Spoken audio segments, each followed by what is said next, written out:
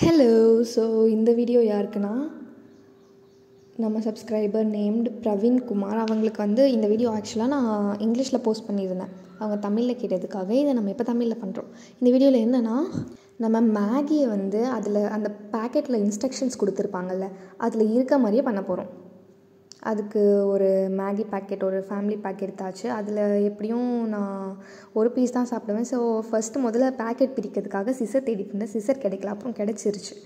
அப்புறம் சிசர் எடுத்து கட் பண்ணிவிட்டு ஒரு பீஸ் மட்டும் எடுத்துக்கிறேன். பின்ன அதில் இருக்க இன்ஸ்ட்ரக்ஷன்ஸ் படித்து அதில் எப்படி சொல்கிறாங்களோ அதை படி செய்யலாம் அப்படின்னு சொல்லிட்டு இருந்தேன். அதுக்கு தேவையான பொருட்கள் கரண்டி, அதுக்கப்புறம் ஒரு இண்டக்ஷன் ஸ்டவ்.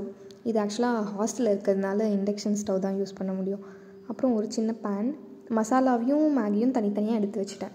சரி, ஓகே, இன்ஸ்ட்ரக்ஷன்ஸில் என்ன தான் சொல்கிறாங்க அப்படின்னு சொல்லிவிட்டு எடுத்து பார்க்கலான்னு பேக்கெட் எடுத்து இன்ஸ்ட்ரக்ஷன்ஸ் படித்தேன்.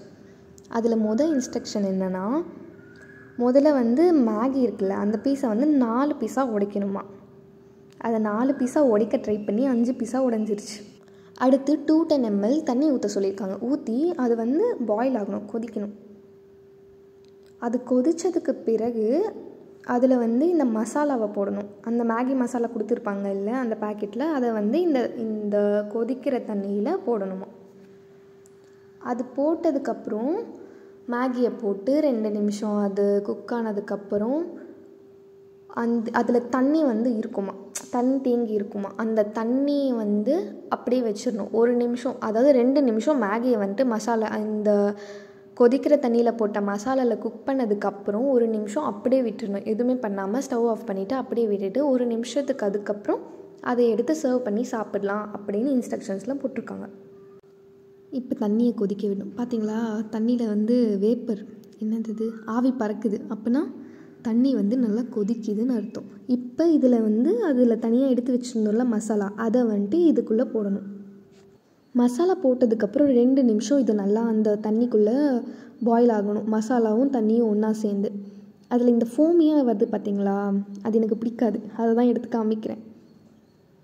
அப்புறம் இதை நல்லா கலந்து விடணும். 2 நிமிஷம் மசாலாவும் தண்ணியும் கொதித்ததுக்கப்புறம் நம்ம மேகியை ஆல்ரெடி 5 பீஸாக உடச்சி வச்சுருந்தோம்ல, அந்த மேகியை இப்போ இந்த தண்ணிக்குள்ளே ஊற்றிக்கலாம். இதுதான் அந்த செட்டப். ஒரு ஸ்டவ், ஒரு பேன், அப்புறம் மேகி, அதுக்கப்புறம் அந்த ரைஸ் பவுல் இந்த பக்கம் இருக்குல்ல இந்த ஏஜில், அதுதான் மொபைல் ஸ்டாண்டு. அப்புறம் அந்த பாத்திரங்கள்லாம் இருக்குது அந்த சைடில், பிளேட்ஸ்லாம். இதுக்கப்புறம் இது 2 நிமிஷம் நல்லா கொதிக்கணும்.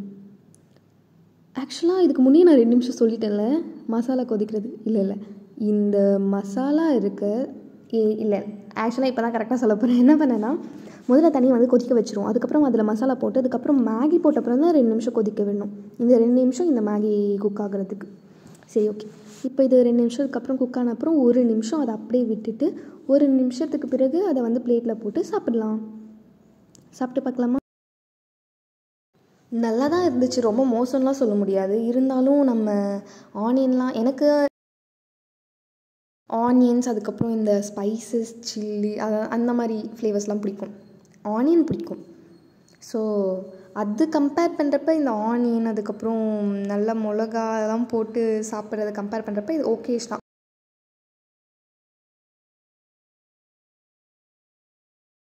பட் பரவாயில்ல, நல்லா தான் இருந்துச்சு.